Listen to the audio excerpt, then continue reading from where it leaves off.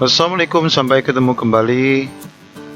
Kawan-kawan sekalian, saya akan memberikan tutorial yang mungkin bagi sebagian orang ini mudah. Sebagian orang juga hampir memiliki akun, yakni akun Google. Tapi kebanyakan dari masalah yang kita temui adalah akun Google atau email, yang khususnya email ya, yang biasa dibuat, yang dimiliki oleh seseorang itu biasanya dibuat oleh orang lain.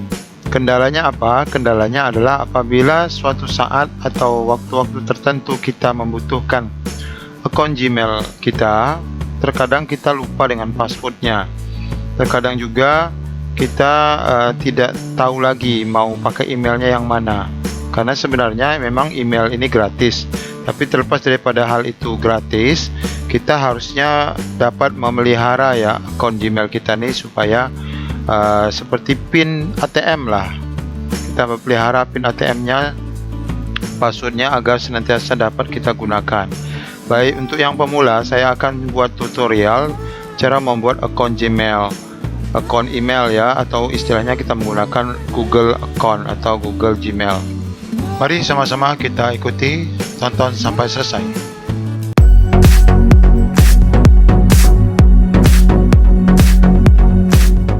Baik, di beranda, di halaman awal browser kita, biasa kita ketiklah Google seperti ini. Boleh juga kita ketik langsung Gmail, bisa kita ketik Gmail seperti ini. Nah, ini sepertinya Gmail ya, Gmail. Seperti ini bisa.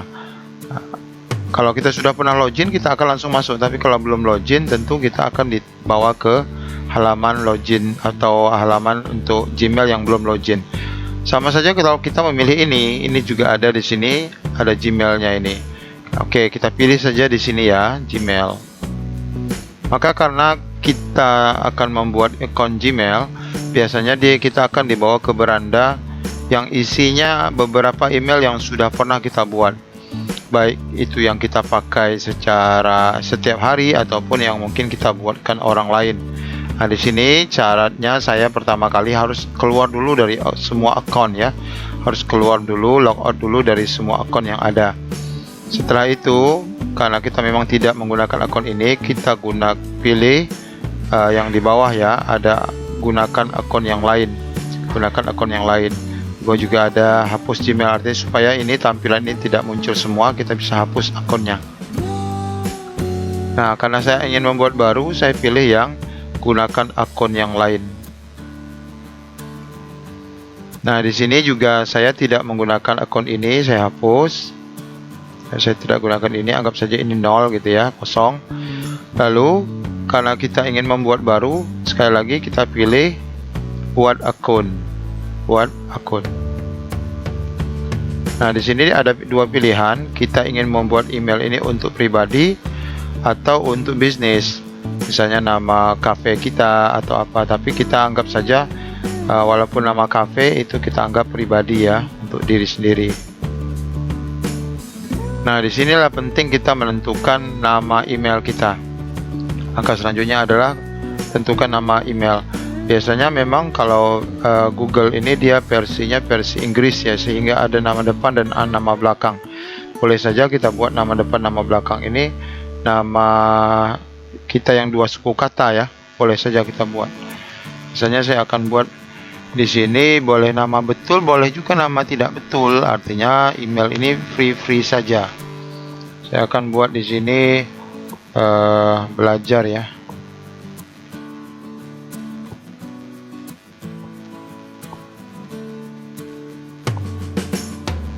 Saya buat di sini nama depan nama belakang belajar tutorial.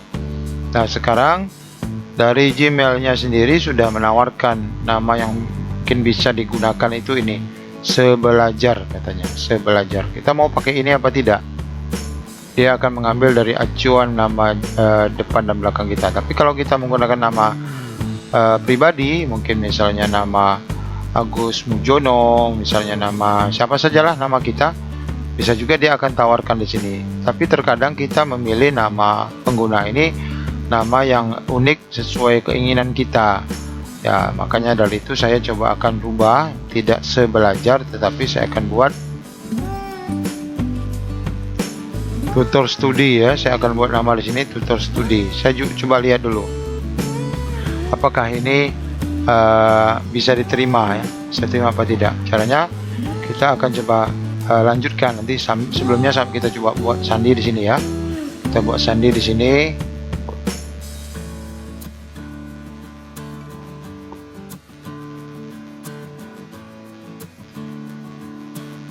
Nah, dalam pembuatan sandi inilah yang kita perlu sekali hati-hati.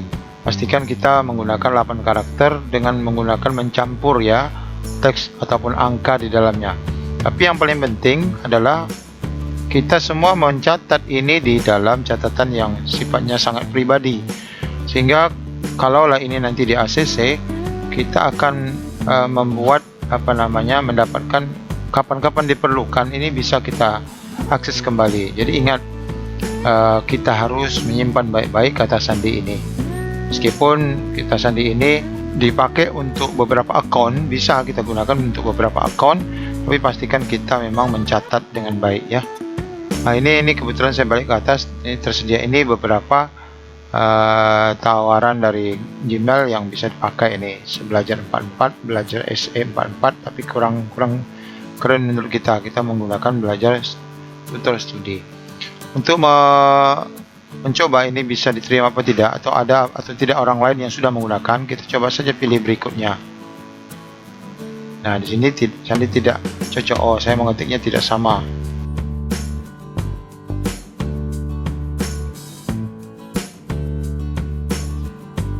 Nah, saya coba pilih. Ya, ini sudah jelas bahwa nama pengguna itu sudah digunakan. Nama ini sudah digunakan. Baiklah, kalau begitu kita coba gunakan belajar tutorial ya, atau tutor study 4. Tutorial belajar 34. Nah, ini yang mungkin yang pasti bisa dipakai. Tutorial belajar 34. Terlalu banyak ya. Satu pasti mungkin sudah dipakai orang mungkin. Tutorial belajar 34. Oke lah, nggak apa-apa. Tutorial belajar 34 ya. Kita pilih berikutnya dengan password yang tadi ya. Nah, disinilah kendala yang biasa dihadapi, bahwa kita selalu diminta nomor telepon. Nomor telepon ini sebenarnya memang untuk mengkondisikan kevalidan ya, kevalidan data-data kita ya, supaya bisa kita request kembali kapan-kapan kita inginkan.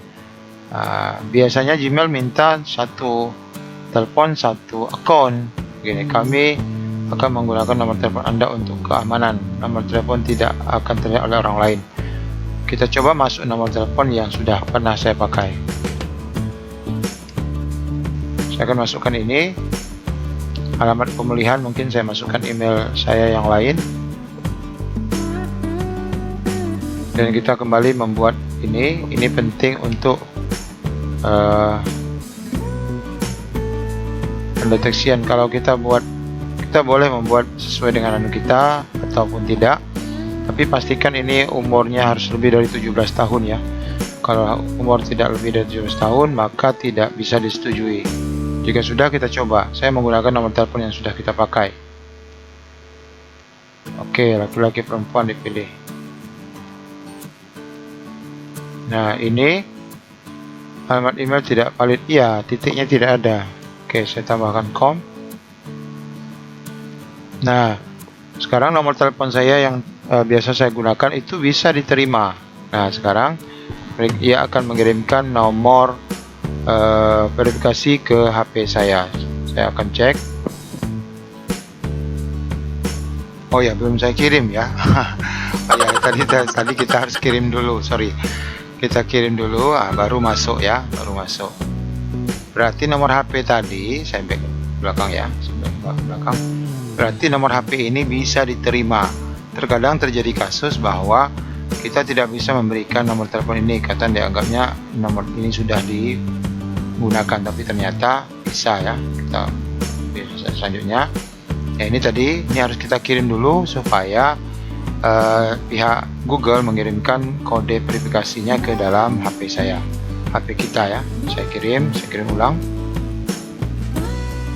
Nah, ini kita tunggu, dia akan mengirim 2 kali biasanya, atau jika tidak ya ini buktinya masuk 2 kali ke saya dengan nomor yang 748 sama, nomornya sama.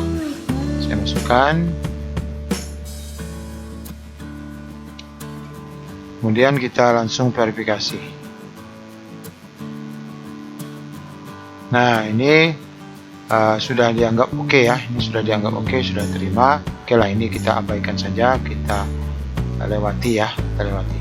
Ini dia menawarkan beberapa fasilitas lain, saya lewati dulu, saya tidak gunakan. Nah, sudah masuk pada persyaratan, ini kita setujui saja semua ya, kita setujui saja. Oke, alhamdulillah berhasil. Ada terjadi error, apa nih, terjadi error seperti ini. Coba saya akan keluar, saya masuk ke Gmail ulang, saya ketik di sini Gmail. Di sini saya pilih lagi Gmail tadi ya.